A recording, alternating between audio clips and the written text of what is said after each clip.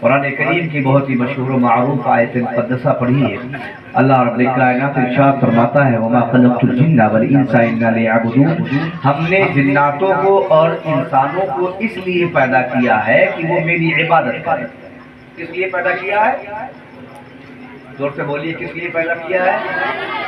ये सुबह हुई पेट पेट, रात हुई लेट लेट, इसलिए पैदा किया है। खाने के लिए, कमाने के लिए, फिर मर जाने के लिए पैदा किया है। अल्लाह ने किस लिए पैदा किया है?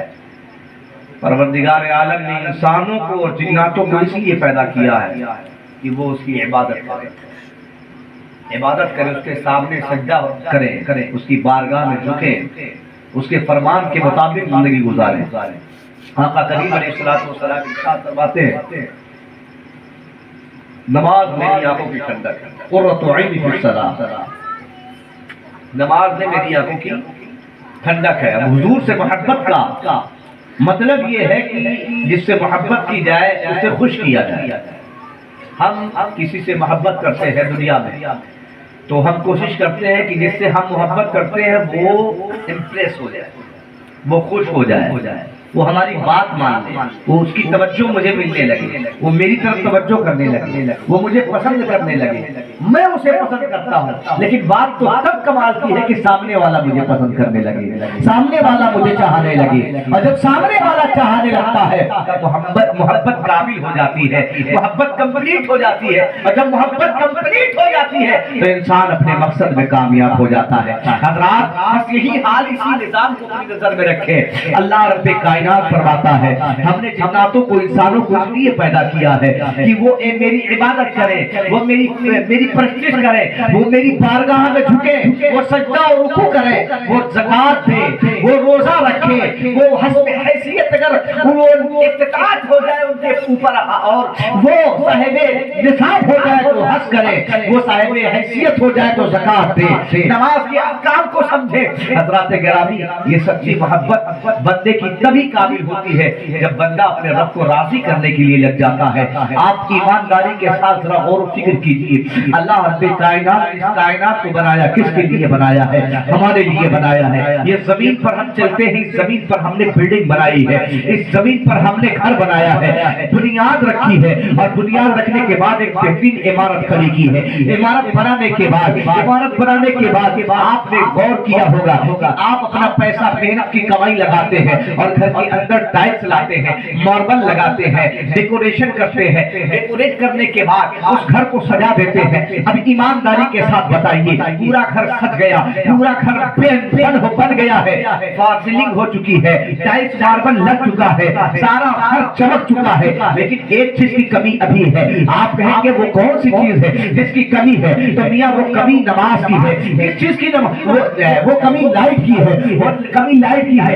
इंसान जब तक के घर के अंदर लाइट नहीं लगाता है, घर के अंदर रोशनी नहीं पैदा होती है, घर के अंदर रौनक नहीं आती है। लेकिन जैसे ही इंसान अपने घर के अंदर लाइट लगाता है और ट्यूबलाइट को ऑन करता है, वैसे ही घर चमकने लगता है, घर रोशन होने लगता है, पता चलने लगता है इसके अंदर कितनी महंगी टाइल्स लगी है, मालूम हो जाता है इसके अंदर कितना महंगा मार्बल बिछा हुआ है, पता चल जाता है कितनी बेहतरीन डेकोरेशन किया गया है, बेहतरीन तरीके से डेकोरेशन किया गया है। हज़रात गिरामी, ये दुनिया के निजाम है कि जिसे हम बनाते हैं उसे सजाते हैं, फिर उसके अंदर लाइट जला के उसे रोशन करते हैं। लेकिन याद रखिए, जब हम कब्र के अंदर जाएंगे वो भी एक घर है, उसके अंदर भी डेकोरेशन की जरूरत है, उसके अंदर भी टाइल्स और मार्बल की जरूरत है, उसके अंदर भी फासिलिंग की जरूरत है, उसके अंदर भी लाइट की जरूरत है, उसके अंदर भी लाइटिंग की जरूरत है। भैया दुनिया में आपने पैसा लगाया तो आपने मार्बल खरीद लिया, आपने टाइल्स खरीद लिया, आपने फासिलिंग करा लिया, आपने डेकोरेशन करा लिया, आपने अपने घर को सजा दिया,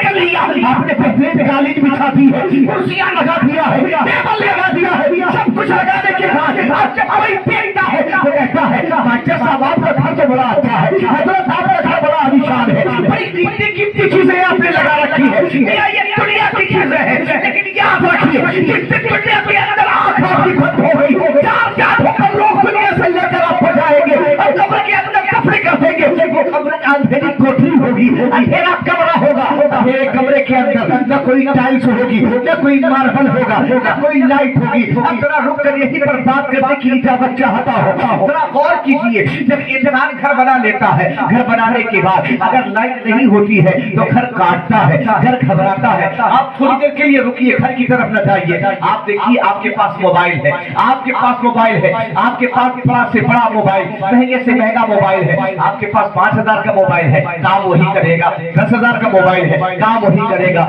20,000 का मोबाइल है, काम वही करेगा। आप फंक्शन थोड़ा सा इधर उधर हो सकते हैं, फीचर्स कुछ अलग हो सकते हैं। आप देखिए एंड्रॉइड मोबाइल है, एंड्रॉइड सेल फोन है। अब जरा गौर कीजिए, जरा तवज्जो के साथ सुनिए। इस सेल फोन का काम क्या है? इस सेल फोन का काम है कि एक दूसरे से कांटेक्ट कराना, एक दूसरे से रिश्ता करीब कर देना, रिश्ता मजबूत कराना। आप यहाँ पर बैठे हुए हैं, लेकिन सऊदीया में बैठ करके अपने बेटे से बात कर रहे हैं। आप यहाँ बैठे हुए हैं, इसी मोबाइल के जरिए से इंग्लैंड में बात कर रहे हैं, थाईलैंड में बात कर रहे हैं, कनाडा में बात कर रहे हैं, दुबई में बात कर रहे हैं, सऊदी में बात कर रहे हैं, दम्माम में बात कर रहे हैं, रियाद में बात कर रहे हैं, अल-कसीम में बात कर रहे हैं, बहरीन में बात कर रहे हैं, नेपाल में बात कर रहे हैं, इलाहाबाद में बात कर रहे हैं, अहमदाबाद में बात कर रहे हैं, फैजाबाद में बात कर रहे हैं, समदाबाद में बात कर रहे हैं। कहने का मतलब ये है मोबाइल का काम क्या है? एक दूसरे से कांटेक्ट कराना, एक दूसरे से काम बातचीत कराना, इसका काम है। लेकिन जब तरक्की और हुई तब इस मोबाइल के अंदर आपने देखा इंटरनेट आने लगा। इंटरनेट का काम क्या है? इंटरनेट ऑन करेंगे, इंटरनेट ऑन करने के बाद आपके डिस्प्ले के ऊपर, आपके मोबाइल की स्क्रीन के ऊपर आप दुनिया का नजारा, आप कहिए यूट्यूब खोलिए। आप इसके अंदर एक फीचर्स आ गया, एक एप्लीकेशन सॉफ्टवेयर है, यूट्यूब है। आप खोलिए और कहिए दुबई का दिखा बुर्ज खलीफा, तो दुबई का बुर्ज खलीफा ये मोबाइल दिखाता है। हजरत गिरामी तवज्जो के साथ सुनिएगा, ये दुबई का बुर्ज खलीफा दिखाता है। आप कहिए कि ताजमहल आगरे का दिखा, तो ये यूट्यूब पर आप बोलेंगे ताजमहल, तो ताजमहल आ जाएगा। आप कहोगे दुबई का बुर्ज खलीफा, तो बुर्ज खलीफा आ जाएगा। आप यूट्यूब पर बोलोगे कि मुझे दिल्ली का लाल किला दिखा दे, तो लाल किला दिखा देगा। दिल्ली का कुतुब मीनार दिखा दे, तो कुतुब मीनार दिखा देगा। मुंबई की बाजार दिखा दे, मुंबई की बाजार दिखाएगा। रोशन बाग की मार्केट दिखा, तो ये यूट्यूब पर आपको सारी चीजें दिखाएगा। लेकिन इतनी चीजें इस मोबाइल में नजर आ रही है। आप बैठिए अपने घर में, पूरे मुल्क का नजारा कर रहे हैं, अपने घर में बैठ कर पूरे देश को देख रहे हैं, अपने घर में बैठ कर छोटे से मोबाइल के अंदर पूरी दुनिया को देख रहे हैं। मेरे प्यारे, चाहे 1,000 का मोबाइल हो, चाहे 10,000 का मोबाइल हो, चाहे 30,000 का मोबाइल हो, चाहे 50,000 का मोबाइल हो, चाहे 1.5 लाख का आईफोन 16 हो, मिल्लत के नौजवानों सबका वही है, सबका वही करेंगे। लेकिन इसके अंदर एक चीज ऐसी है जो बहुत महत्वपूर्ण है, बहुत ही इंपॉर्टेंट है, बहुत ही जरूरी है। अगर इसके अंदर चार्जिंग न हो तो यूट्यूब नहीं चल सकता, चार्जिंग न हो फेसबुक नहीं चल सकता, चार्जिंग न हो यूट्यूब नहीं चल सकता, चार्जिंग न हो व्हाट्सएप नहीं चल सकता, चार्जिंग न हो आप किसी से बात नहीं कर सकते, चार्जिंग न हो आप किसी से कांटेक्ट नहीं कर सकते। मतलब ये याद करो भाई, 50,000 का मोबाइल, 1 लाख का मोबाइल बगैर चार्जर के बेकार है, बगैर चार्जिंग के बेकार है। इसी तरीके से इंसान अगर दुनिया में रहता है और उसकी जिंदगी के अंदर नमाज नहीं है तो एक बगैर चार्जिंग के मोबाइल की तरह वो भी बेकार है। अगर उसकी जिंदगी में कुरान की तिलावत नहीं है तो बगैर चार्जिंग के मोबाइल की तरह वो भी बेकार है। अगर उसकी जिंदगी में कुरान की फरमान नहीं है, तिलावत कुरान नहीं है, सजदा नहीं है, नमाज नहीं है, माँ बाप का एहतराम नहीं है, रसूलुल्लाह की सुन्नत का एहतराम नहीं है, तो वो वैसे ही बेकार है। ऐसे 1.5 लाख का मोबाइल मगर चार्जिंग के बेकार।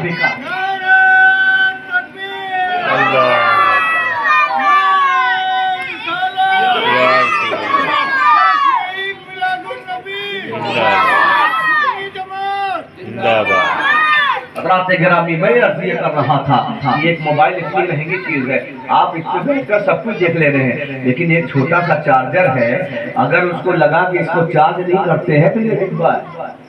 समझे कि नहीं? ये जोर से बोलिए, चार्ज नहीं होता। अब इंसान किस चीज से चार्ज होता है? इंसान की चार्जिंग कैसे होती है? इंसान की कैपेसिटी कैसे बढ़ती है? इंसान के विकार में बरकत कैसे आती है? इंसान का कैरेक्टर कैसे रोशन होता है?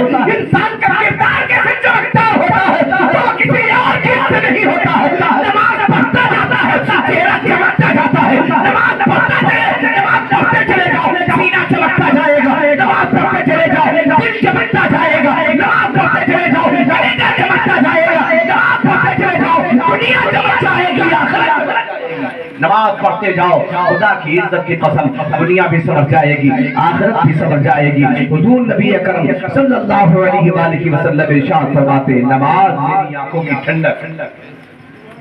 अभी गर्मी आ रही है, ये फरवरी का महीना खत्म, इसके बाद है मार्च के बाद अप्रैल, और अप्रैल के बाद मई, और मई के बाद जून, और रमजान शरीफ आ रहा है ना, अभी बस एक ही 2 दिन के अंदर आ जाएगा, है कि नहीं?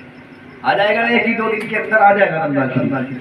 फिर देखिए रमजान शरीफ में दिन भर रोजा रहेंगे, शाम के टाइम पूरा दस्तरखान सजाया रहेगा खाने के लिए, पूरा दस्तरखान, ये पकौड़ी है, गुलगुला है, रसगुल्ला है ना? बोलो सही है कि नहीं? चना है, चिप्स है, दालमोट है, तरबूज है, खरबूजा है, आम है, अंगूर है, अनार है ना, रूह अफ़ज़ा है, शरबत है, और शहरी में भी दही है, दही रोटी, घी रोटी, है ना, सुरफेनी, तरह तरह की चीजें। मतलब ये है कि रमजान आया तो खाने के लिए तमाम नेमतें मिल गई, और अगर रमजान ना होता तो इतनी नेमतें इकट्ठा होती दस्तरखान पर? बोलो इतनी नेमतें मिलती नहीं मिलती। 4 बजे से औरतें लोग बैठ जाती चूल्हे, है कि नहीं? और अब तो 3 बजे बैठ जाएंगे, दिन छोटा हो रहा है, 3 बजे बैठेगी, मगरिब टाइम तक एकदम बेहतरीन तरीके से, लेकिन रोजा नहीं है।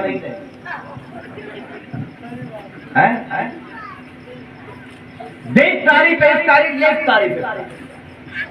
ए भाई जल्दी बना दो बाबू, ले जाओ मस्जिद में इमाम साहब को ले जाओ, अफ्तारी बनवा के भेजवा दी, पड़ोसी के भिजवा दी। इसका मतलब ये है कि हमारे ये सब रोजेदार रहा है, और पता चला अंदर सब गड़बड़ है, जो इफ्तारी बने वही रोजा नहीं। बताओ है कि नहीं? साइंस कहते हैं, सुनिए, अपने बच्चों को पढ़ाइए, खुद भी पढ़िए।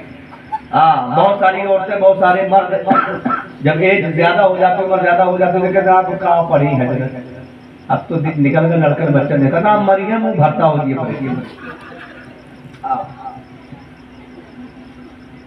माँ की गोद से लेकर कब्र की गोद में, कब्र में लेटने से पहले तक इंसान को इल्म हासिल करना चाहिए। खुद भी पढ़िए। हमारी खाला है, बहुत उम्र दराज हो गई थी, उनकी एक बेटी है, हमारी बहन। खाला कुरान शरीफ नहीं पढ़ी थी और बेटी कुरान शरीफ पढ़ी हुई थी। ये अपने घर की बात बता रहा हूं। तो जब बेटी कुरान शरीफ पढ़े तो खाला की आंख में आंसू आ जाए, देख के कि जो है वो पढ़ी नहीं। तो एक दिन बेटी को सूझी, ऐसा है अम्मा, तुम कल से शुरू करो, हम पढ़ाएंगे। कल से 40 साल से ज्यादा उम्र हो गई, कुरान शरीफ जन्म नहीं कर रहा है। बेटी ने पढ़ाना शुरू किया, थोड़ा 2-2 हाथ से, 2-2 हाथ से समझाना शुरू किया, पढ़ाना शुरू किया। पढ़ते 6 महीना गुजरा, अल्हम्दुलिल्लाह मेरी खाला ने पूरा कुरान शरीफ पढ़ लिया। तो एजुकेशन, इल्म के लिए, इल्म हासिल करने के लिए उम्र नहीं देखी जाती है, जब आँख खुल जाए तब सवेरा है कि नहीं? तो जरूरत इस बात की है कि पढ़ा जाए, सिर्फ इफ्तारी नहाई जाए, बल्कि इफ्तारी बनाने से पहले अपने आप को, अपने वजूद को रब के हवाले कर दिया जाए। रोजा रखकर के इफ्तारी बनाओ, खुदा की कसम, जब रोजा रखकर इफ्तारी बनाओगी और जितना देख कर रब की रज़ा के लिए सब्र करती रहोगी, खुदा की कसम अल्लाह उतनी नेकी तुम्हारे मुकद्दर में इफ्तार है। समझे कि नहीं? और रोजा रखने से साइंटिस्ट कहते हैं, जो आजकल लड़के बहुत ज्यादा साइंस पढ़ते हैं, साइंस को कुछ नहीं आता, जो कुछ भी है कुरान में है। साइंस वालों ने जो कुछ भी सीखा कुरान से सीखा है। साइंस की क्या हैसियत औकात है? साइंस ना कहते हैं रोजेदार को कभी कैंसर नहीं होता, रोजेदार को और रोजा अगर कोई किसी को कैंसर हो गया तो वो रोजा रखना शुरू कर, इंशाअल्लाह रोजे की बरकत से उसका कैंसर खत्म हो जाएगा। हमने कि नहीं, ये साइंसदान कहते हैं और ये साइंटिस्ट 100 साल के बाद 100 साल पहले इन्होंने कहा है, ठीक है। लेकिन 1400 साल पहले मेरे आका अलैहिस्सलाम ने फरमाया था रोजेदार को कभी कभी कैंसर नहीं होता। तो जो है ना बात समझ में आ रही है। अब रमजान शरीफ आ रहा है, बड़ी तैयारियां हो रही। रोजा शुरू नहीं हुआ है, ईद की शॉपिंग शुरू हुई। रोजा शुरू नहीं हुआ है, ईद की शॉपिंग शुरू हो गई भाई साहब। अब की बार क्या चला है? इससे पहले क्या चला रहा? वो पता ना कौन खराब चला रहा लड़कियों के, पता नहीं कौन चला रहा, भूल गए। हमारे यहाँ भी बच्चियां बैठी हुई दिखाई नहीं, और हम जो मारेंगे दिमाग से हो जाएगा। अपनी औलादों को अंग्रेजों का लिबास मत पहनाओ, अपने बच्चों को इस्लामी लिबास। तुम्हारा किरदार, तुम्हारा कैरेक्टर दुनिया देख रही है। अगर अपनाना है तो मुस्तफा का तरीका अपनाओ, सैयदा खातून जन्नत का तरीका अपनाओ, बुजुर्गों का तरीका अपनाओ। ये दुनिया की चमक धमक 4 दिन में खत्म हो जाएगी। 4 दिन के अंदर चमक धमक खत्म हो जाएगी। ब्यूटी पार्लर जाकर 25,000 नहीं 25 लाख का मेकअप कर लो, जिस दिन मरोगी सारा मेकअप घरे का घरा रहेगा। 3 दिन के अंदर अंदर पूरी बॉडी सड़ जाती है कब्रिस्तान के अंदर, 3 दिन के अंदर। और अगर सड़ी हुई बॉडी कोई औरत देख ले, वो चेहरा कितना बुरा सड़ता है जिस पर मेकअप होता है, तो कभी जिंदगी में वो मेकअप कर रही करे। जरूरत ही क्या है? 5 वक्त की नमाज की आदत डाल दो। दुनिया की फैक्ट्री का सारा मेकअप वजू के पानी की का मुकाबला नहीं हो सकता। हमारा चेहरा ऐसे चमकेगा जैसे चांद चमकता। हुजूर नबी अकरम सल्लल्लाहु अलैहि वसल्लम इरशाद फरमाते, मेरी उम्मत अपने आज़ा से पहचानी जाए। क्या मतलब आज़ा किसको कहते हैं? जुज़, उज़्व, हिस्सा, जिस्म का एक टुकड़ा। जैसे हाथ है, ये आज़ा है, ये हाथ आज़ा है, ये चेहरा आज़ा है, ये उज़्व है, ये पैर। जब आप नमाज के लिए वजू करते हैं तो पहले कुल्ली करते हैं, हाथ धुलने के बाद पहले हाथ धुलते हैं, फिर कुल्ली करते हैं, फिर नाक में पानी डालते हैं, है ना? ऐसे ही तो है। फिर क्या करते हैं? मुंह धुलते हैं, फिर क्या करते हैं? फिर हाथ धुलते हैं, ठीक है। फिर क्या करते हैं? मसा करते हैं, फिर क्या करते हैं? पैर धुलते हैं। तो हाथ धुला, चेहरा धुला, चेहरे का मसा किया, सर का मसा किया और पैर धुला। हुजूर फरमाते कल बरोज़े क़यामत मेरी उम्मत के वो आज़ा जिनके जरिए से वजू होता है वो ऐसे रोशन होंगे जैसे आसमान का सूरज चमक रहा है। अब वो चमकते होंगे तो बताओ दुनिया की कौन फैक्ट्री का ऐसी क्रीम बनी है कोई ऐसी दुनिया की फैक्ट्री में जो आपके जिस्म को ऐसे चमका दे? लेकिन वाह अल्लाह रब्बे कायनात का फज़ल देखो, वजू के पानी से आप वजू करते रहो। वजू की आदत डाल दी। हुजूर फरमाते बावजू रहने से बरकत होती है, बावजू होने से बरकत होती है। वजू के पानी की अगर आदत डाल ली आपने, वजू करने की आदत डाल ली और नमाज की आदत डाल ली तो कब्र में महंगी से महंगी टाइल्स काम नहीं आएगी, लेकिन आपको उस कब्र में जब अँधेरापन महसूस होगा तो यही हाथ जिसको आपने वजू के जरिए से धुला था उनके पानी से, यही हाथ लैंप का काम करेगा, ट्यूबलाइट का काम करेगा, ये चमकता हुआ नजर आएगा। यही चेहरा जिससे तुमने वजू के जरिए से धुला था वजू के पानी से, ये चेहरा कब्र में रोशन होगा, पूरी कब्र चमकती हुई नजर आएगी। अल्लाह ने 24 घंटा दिया है ना, ये अल्लाह वाले जो बुजुर्ग लेटे हुए हैं दुनिया में, चाहे जहां बुजुर्ग लेटे हुए, आप पूछिए सही सब अल्लाह के वली थे क्या? इन्होंने कोई तीर मारा था? नहीं, तीर मारने के लिए आए भी नहीं। इन्होंने अल्लाह को राजी किया और जब रब राजी तो सब राजी। है कि नहीं? बोलो बोलो। जब रब राजी, मास्टर साहब, जब रब राजी तो सब राजी। आज एक बहुत आसान नुस्खा ये है कि नमाज के जरिए से इंसान की हर मुसीबत हल हो सकती है, हर मसला हल हो सकता है। रिश्ता नहीं आ रहा है, अच्छा पढ़ो नमाज। दुकानदारी नहीं चल रही, पढ़ो नमाज।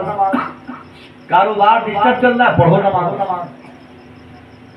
घर में बरकत नहीं है, पढ़ो नमाज। लड़ाई हो रही है, पढ़ो नमाज। नमाज की आदत डाल लो। बेटी जवान हो गई, कोई अच्छा रिश्ता नहीं मिल रहा, माँ को चाहिए मसल्ला बिठा दे।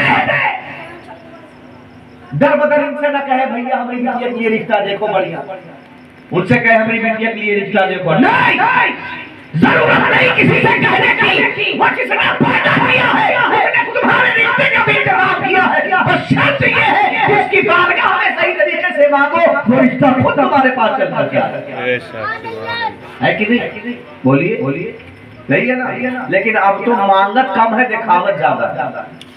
इतना भयानक 1-2 किलो मेकअप कर लेती है, जाके ब्यूटी पार्लर को वाले रोअर कहाँ से आएगी मुसीबत। मेकअप करने के बाद गेस्ट हाउस में जाती है तो सोचो मालूम है अब हाल क्या हो गया। अब गेस्ट हाउस में शादी पैलेस में मैरिज हॉल में रिश्ता तय होता है। कैसे होता है मास्टर साहब, आपको जानते हो, सब जानते हैं, ऐसा नहीं, लेकिन वही है टुकुर टुकुर दीदम दम न कशीदम जो हुई देखा जाएगा, कहाँ देखा जाए। इतना मरिए फरिश्ते के समझे में नहीं। मैरिज हॉल में रिश्ते तय हो रहे हैं। कैसे हो रहे हैं? वो मेकअप करके खूब बेहतरीन तरीके से स्नू पाउडर, फाउंडेशन, मस्कारा, आईलाइनर, फलाना डिमाका। सोच रहे मौलाना साहब को कैसे पता ही है? मौलाना साहब को कैसे पता है? तो दुनिया में हम भी रहते हैं, है कि नहीं? हम भी दुनिया में रहते हैं, हर चीज की खबर होती है। हमें बोलना है हर टॉपिक पर, तो हमें हर चीज की खबर रखनी पड़ती है। तो एक बात याद रखना, अल्लाह को भूलने के बाद न कोई फाउंडेशन काम आएगा, न कोई लिपस्टिक काम आएगी, न कोई मस्कारा काम आएगा। अल्लाह को जो लोग भूलकर दुनियादारी में मुलव्वस होते हैं, और जो औरतें मेकअप करके खुलेआम गेस्ट हाउस में नजारा कर रही होती है, याद रखें ऐसा करने से नेक रिश्ता नहीं मिलता है, लुच्चे और लफंगों का रिश्ता। 6 महीने के बाद कुटाई शुरू। 6 महीने के बाद कुछ तो 1 महीने में शुरू, अब कुछ तो ऐसे लोग रहते हैं कि दूसरे दिन ले खटपट शुरू। तो जब खुदा को भूल जाएंगे और अपनी मर्जी से जिएंगे तो बताइए कद्र होगी? बोलिए कद्र होगी? और जब तुम अपनी कद्र इस तरीके से करो कि हम जिएंगे भी तो अल्लाह के लिए, मरेंगे भी तो अल्लाह के लिए, अगर रिश्ता जोड़ेंगे किसी से तो अल्लाह के लिए, रिश्ता खत्म करेंगे भी तो अल्लाह के लिए, फिर तो जिंदगी में सोने पे सुहागा है। एक आजकल ऐसा हो भी रहा है ना, बहुत सारे लोग रिश्ते बड़े तबाह हो रहे हैं, लड़कियां घर में बड़ी हो रही, लड़के बड़े हो रहे हैं। अब तो बड़ा गड़बड़ मामला हो गया है, लड़का पैर पे खड़ा ही नहीं हो पा रहा है और बिटिया सोच रही है कब नौकरी लगे तब शादी हो। यही सिस्टम चल रहा है ना? बोलिए ये चल रहा है ना? ये सिस्टम चल रहा है। लड़का पैरे पे नहीं खड़ा पा रहा है, 35 साल का हो गया, पैरे पे नहीं खड़ा। माँ बाप रिश्तेदार माँ बाप से कहते हैं भैया शादी करो, कब करेंगे, बहुत लेट हो रही है, कहाँ तक चली पैर पे खड़ा हो जाए। अगर तेरे दादा के पैर पे खड़ा है फिर किसके पैर पे खड़ा है? 35 साल का हुआ बगैर पैरे के खड़ा है? नहीं उतनी से नौकरी कर ले, बैंक बैलेंस हो जाए, पैसा हमने का बैंक बैलेंस के लिए तुम कह रहे हो, इसको कहते हो खड़ा होना? इसे खड़ा होना कहते हो? ये खड़ा होना नहीं है, बर्बाद होना। क्यों? 35 साल की उम्र में लड़के ने कोई गुनाह कर दिया, जिम्मेदार कौन होगा? बाप होगा कि माँ होगी? कौन होगा? माँ बाप होंगे। बेटी किसी से उसने जो है इश्क पैदा कर लिया, जिम्मेदार कौन होगा? माँ बाप होंगे। और फिर अगर कोई गलती कर जाए बच्चे तो अम्मा रोए, अब्बा रोए, बिटिया बड़ी नालायक निकल गई, बिटवा बड़ा नालायक। हम तो कहते हैं बिटिया बाद में नालायक, सबसे पहले तू नालायक। वक्त से पहले अपनी औलाद को रसूलुल्लाह की शरीयत के मुताबिक क्यों नहीं दूसरे से जोड़ दिया? है कि नहीं? नमाज पढ़ने की आदत क्यों नहीं डलवाई? नमाज पढ़ती तो दिल में खौफ खुदा होता, गलत काम की तरफ नहीं जाती, है कि नहीं? लेकिन तवज्जो ही नहीं। अब रिश्ता कहाँ ढूंढने जाते हैं? गेस्ट हाउस में बारात आई है, एक फलाने का लड़का बहुत अच्छा लग रहा है, तो एक तो बैठी रही है, कहीं बात चलाओ नसीब के लिए। डॉक्टर साहब ऐसे ही तो है? कई लड़कों का कर दुबई रहा है, दुबई का है बहुत बड़ा सेठ है, वहां है फकीर, वहां से आया तुरंत फकीर क्या कर तो मक्खी मार, है कि नहीं? यही तो हो रहा है। तो दुबई वाले देख के मत करो, मदीने वाले मुस्तफा का आशिक देख के करो। खुदा की इज्जत की कसम, ना उसे कभी भूख की हाजत होगी, ना उसे कपड़े की हाजत होगी, ना उसे दुनिया की कोई जरूरत परेशान करे। एक बादशाह और एक अल्लाह के बुजुर्ग, अल्लाह के एक बंदे थे। सुनिए, क्योंकि यहाँ पर सारे लोग बैठे हुए हैं और सब सुन रहे हैं, तो एक नसीहत की बात सुना। अल्लाह वाले थे, बुजुर्ग। आजकल ये बहुत बड़ी मुसीबत चली रही है, और आज देखिए हालात क्या है हिंदुस्तान के अंदर। ए बेटा बिया करे चक्कर में होगा, बैठो। अल्लाह के वली थे, तो उनकी एक बेटी थी, बड़ी खूबसूरत, बहुत खूबसूरत। एक बंदे थे, तवज्जो सुनिए बहुत ध्यान से, काम की बात है। खाला चुप रहो। अल्लाह के वली थे, बस 2-4 मिनट में बात खत्म करवाओ। उनकी बेटी बड़ी खूबसूरत थी, बड़ी नेक थी, बड़ी फारसा थी, बड़ी अच्छी थी। तो उस जगह का जो उस शहर का जो बादशाह था, उस बादशाह, बहुत दूर तक बात मेरी आवाज जा रही होगी, जो लोग अपने घर में बैठ कर सुन रहे हैं ना, वो भी अपने कान के अंदर से लीड निकाल कर फेंकते और सोचे कि क्या कर रहे हैं। आज हमारी कौम की बेटियां और बेटे किस बहाने पर जा रहे हैं। तो अल्लाह के वली थे, तो बादशाह जो था उसको खबर मिली कि फला बुजुर्ग जो है उनकी बेटी बड़ी खूबसूरत, वो खूबसूरती का आशिक था। जाहिर सी बात, खूबसूरती होती ही बड़ी गजब चीज है कि नहीं? देख लीजिए, गुलाब है, कितना खूबसूरत लग रहा है। अगर ये अच्छा ना होता, इसके अंदर अच्छाई ना होती, तो ये गले में डाला जाता, नहीं डाला जाता। मतलब ये खूबसूरत चीज है, अच्छी चीज है, खुशबूदार चीज है, इसलिए इसे गले के अंदर बनाया जाता है कि नहीं? तो ऐसे ही औरत अल्लाह की दी हुई बड़ी अजीम नेमत और खूबसूरत नेमत है, तो उसे बाजार की जीनत नहीं बनाते, घर की जीनत बनाते। और आज देखिए भी रोशन बात शुरू होगा, खुलेगा भी, देखना फिर दुकानें नहीं चमकेंगी उतना जितना कुछ चमक के जाएंगी सामान, ये हाल होगा। और फिर उसके बाद जब भूत पकड़े, शैतान पकड़े, बीमारी पकड़े, नजर बद पकड़े, तब हाफिज जी फूंक दो, ठेका नहीं आपने। सुनिए बात, अल्लाह के वली है, बादशाह को खबर मिली कि उनके घर में बेटी है, बड़ी खूबसूरत है। वजीर ने बताया जासूसी करके, तो उसने कहा, अल्लाह के बंदे के पास पहुंचा, कहा कि एक बंदे के पास वली के पास पहुंचा, कहा कि मैं आपकी बेटी से शादी करता। अब बादशाह इनकार कैसे करते, तो गर्दन मरवा देते। और दौलत भरी पड़ी, खजाना, बादशाह के पास किस चीज की, सोना चांदी हीरा जवाहरात, लेकिन अल्लाह का नेक बंदा था, दौलत को ठोकर मार दी। और उसने बादशाह से उस वक्त जवाब नहीं दिया, कुछ कहा कि मुझे 3 दिन का वक्त दीजिए। कितने दिन का? जोर से बोलिए, 3 दिन का वक्त का। ठीक है, 3 दिन के बाद हम आएंगे आपके यहाँ। बादशाह ने कहा ठीक है। अब ये जो अल्लाह के बंदे थे, नेक बंदे थे, बुजुर्ग थे, ये परेशान हुए, अब मैं क्या करूं? इसकी नजर मेरी बेटी पर है, और मेरी बेटी नेक और पारसा है, दीनदार है। इस दुनियादार के साथ मैं अपनी बेटी का कैसे निकाह करूंगा? तवज्जो रहे, जिन लोगों ने दुनियादारी को अपनाया, तबाही और बर्बादी उनका मुकद्दर बन गया, और जिन लोगों ने दीन को अपनाया है, आज तक बर्बादियां उनके करीब नहीं, तबाहियां उनके करीब नहीं गई। तो ये जानते हो कहाँ गए रिश्ता ढूंढने के लिए? अब तो मैरिज हाल में हम देखते हैं, निहारते रहते हैं, निहारते रहते, ढूंढते रहते कितनी बिटिया अच्छी, कितना बेटवा अच्छा, समझे कि नहीं? और तनको भर पसंद आवत ना खिलाने बात पुरानी से, देखो बेटवा बहुत अच्छा, 100 दिन कमा तो मोटी रकम है कि नहीं? दुबई में कमा तो मोटी रकम कमाते, 1 लाख रुपया महीना सैलरी है।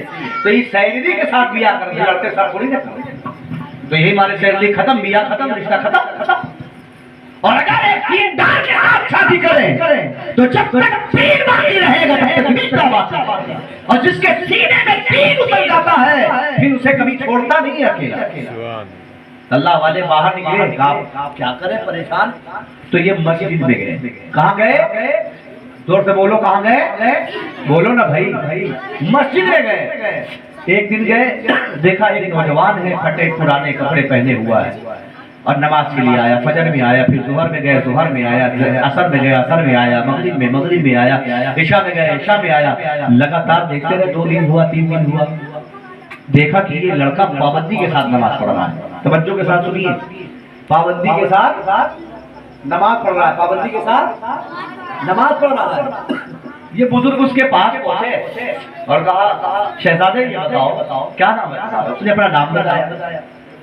क्या करते हो? का कुछ नहीं, बस मजदूरी करता हूँ, जो मिल जाता है उसके तनाव कर लेता हूँ। घर कहा कोई जरिए माज, कोई रोजी रोटी का कुछ नहीं है, बस मजदूरी कर लेता हूँ। कहा अच्छा शादी करोगे? अब कौन न करे शादी? बोलो। अब भाई आपसे कोई खूबसूरत बेटी का बाप आके कहे शादी करोगे मेरी बेटी के साथ, तो अगर से एक बिया हो चुका है तो कर लेंगे, कोई दिक्कत नहीं। क्या है कि नहीं? और अगर ऊपर से मालदार है तो फ्लैट दे तक तो और, अरे बाप रे बाप, मेरा रुका पूरी दुनिया का ना बताएंगे लिखा पढ़ा है कि नहीं? अल्लाह वाले पहुंचे, कहा निकाह करोगे बेटा, शादी करोगे? कहा मुझ गरीब फटीचर इंसान से, मेरे पास कुछ नहीं है, फटे पुराने कपड़े हैं, रहने को झोपड़ पट्टी है, हमारे पास बेहतरीन मकान भी नहीं है, मेरे साथ कौन अपनी बेटी देगा? तवज्जो के साथ सुनिए, कौन देगा अपनी बेटी? तो अल्लाह के वली ने कहा मैं अपनी बेटी दूंगा, करोगे शादी? तो उसकी आंखों में आंसू आ गए। कहा आप मुझसे मेरी गरीबी का मजाक उड़ा रहे हैं? तो कहा नहीं बेटे, मैं हकीकत कह रहा हूँ, मेरी बच्ची से शादी करोगे? तो कहा अगर आप हकीकत कह रहे हैं और आप अगर चाहते हैं तो ठीक है, अगर आपकी मर्जी है तो मेरी मर्जी है। अगर आप करना चाहते हैं इस कंडीशन में सब कुछ जानने के बाद तो मैं राजी हूं। बाप ने कहा ठीक है। उसी दिन रिश्ता तय हुआ। कहा मस्जिद के अंदर। सुभान अल्लाह। कहा तय हुआ? जोर से बोलो। अब 1.5 लाख का गेस्ट हाउस खरीदा था, हुआ बातचीत चल, खाना 4 लोग खाएंगे, 4000 बात करेंगे, है कि नहीं? मस्जिद के अंदर रिश्ता तय हुआ और उसके बाद उसी दिन निकाह कर दिया, उसी दिन विदाई। अल्लाह वाले ने उसी दिन निकाह कर दिया, उसी दिन विदाई हो गई। बादशाह तीसरा दिन जब कंप्लीट हो गया तो आया कि भैया हमको शादी करना था, हमने रिश्ता पैगाम दिया था। तो अल्लाह के बंदे ने कहा हाँ मेरे यहाँ कोई बेटी ही नहीं, एक बेटी थी, मैंने उसकी तो शादी कर दी।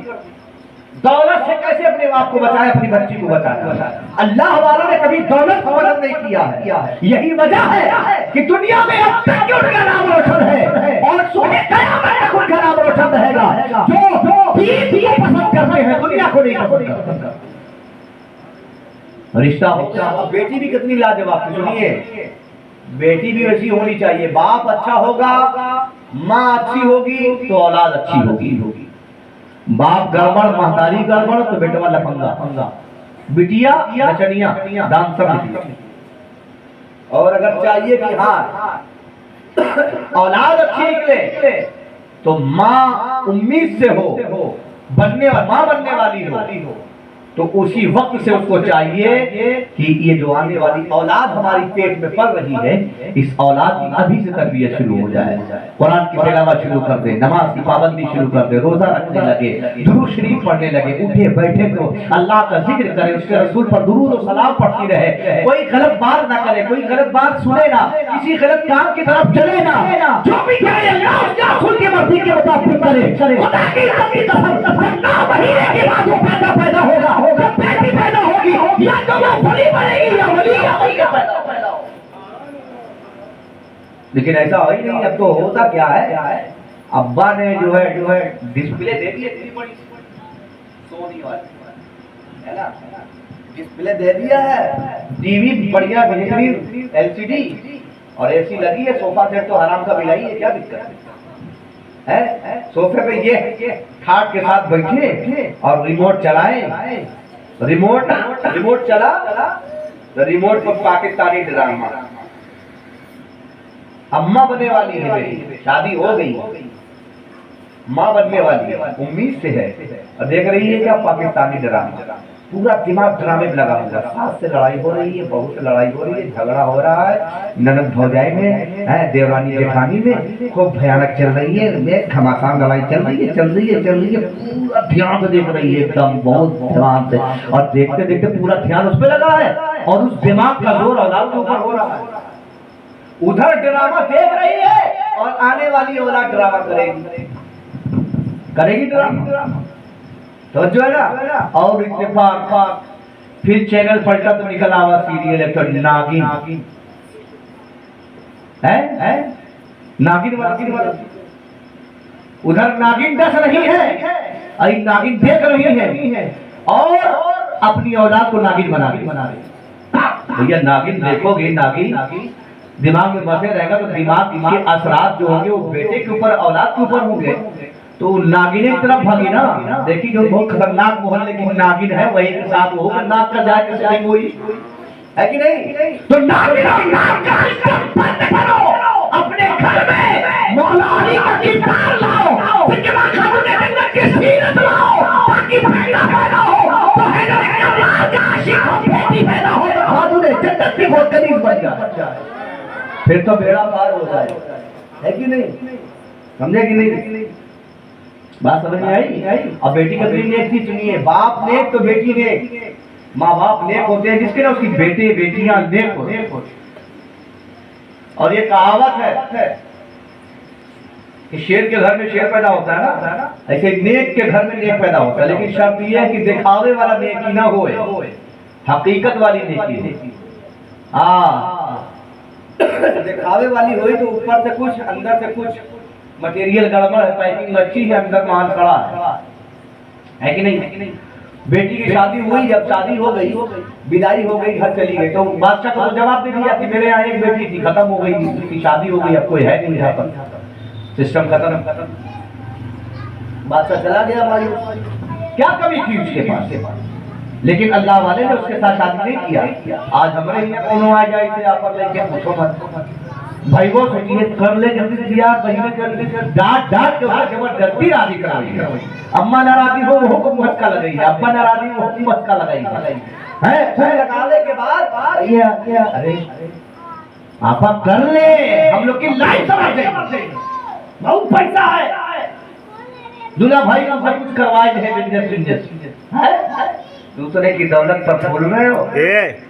सुनिए, बेटी जब अपने शौहर के पास हो जाए, उसके घर में जाती है, शाम का वक्त होता है, पहले वो सजदे शुक्र अदा करती है, फिर खाने के लिए दोनों बैठते हैं, दोनों मियाँ बीवी, वो गरीब बंदा और ये अल्लाह वाले नेक बंदे की बेटी, दोनों खाने के लिए बैठते हैं।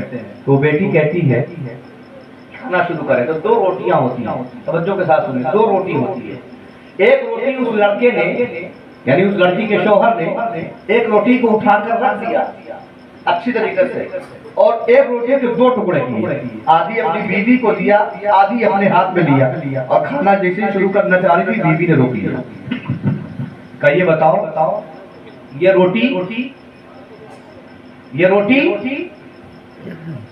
रोटी जो रखी है तुमने किस लिए?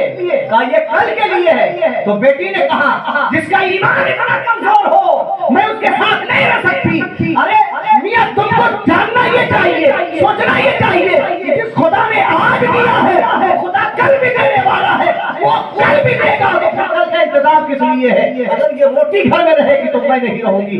कहा क्या किया जाए? कहा इस रोटी को उठाओ, किसी गरीब को ले जाके दे करके आओ। आज जिस रब ने हमें खिलाया है वही रब कल भी खिलाएगा। कल की परवाह न करने वाले लोग कामयाब है। आज अगर तुमने अपने आप को अल्लाह की साथ के भरोसे पर छोड़ दिया दिया तो खुदा की इज्जत की कसम, जिस खुदा ने तुम्हें आज भूखा नहीं रखा है वो कल भी तुम्हें भूखा नहीं रखेगा। और याद रखिए, अल्लाह का जिक्र सुनने से बड़े लोगों को तकलीफ हो जाती है। याद रखिए, ये जो नींद आराम की नींद सोते हो ना, ये भी अल्लाह की दी हुई है। अगर अल्लाह ना चाहे तो किसी डॉक्टर के बाप की औकात नहीं कि इंजेक्शन लगा दे तुम्हें नींद आ जाए, नहीं आ सकती है। इसलिए अल्लाह का जिक्र किया करो, अल्लाह के जिक्र से भागा मत करो। रात हो 1 घंटा हो 2 घंटा हो, क्या दिक्कत है? कभी कभी तो मौका मिलता है अल्लाह का जिक्र करने का, जिक्र किया करो।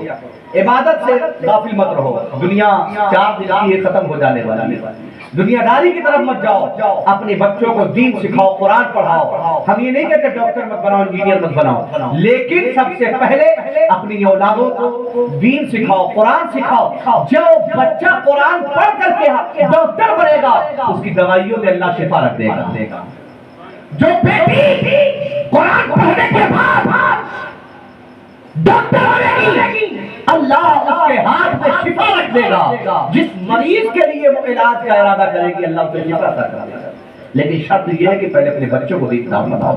वमा खलक़ुल जिन्ना वल इंसा इल्ला लियअबुदून। अल्लाह फरमाता, हमने जिन्नातों को और इंसानों को इसलिए पैदा किया है कि वो हमारी इबादत करें। हम लोगों को अल्लाह ने इसलिए नहीं पैदा किया है कि हम खाएं और कमाएं और घर बनवाएं, शादी ब्याह करें, लड़के बच्चे पैदा हो, उनकी शादी ब्याह करें फिर मर जाए। नहीं, अल्लाह ने अपनी इबादत के लिए पैदा किया है। तुम उसके लिए अपना वक्त निकाल करके उसकी बारगाह में झुक जाओ, अल्लाह तुम्हारे सारे काम मुकम्मल फरमा देगा। वमा तौफीक इल्ला बिल्लाह व आखिरु दावाना अनिल हम्दुलिल्लाहि रब्बिल आलमीन। अस्सलामु अलैकुम व रहमतुल्लाहि व बरकातुहू।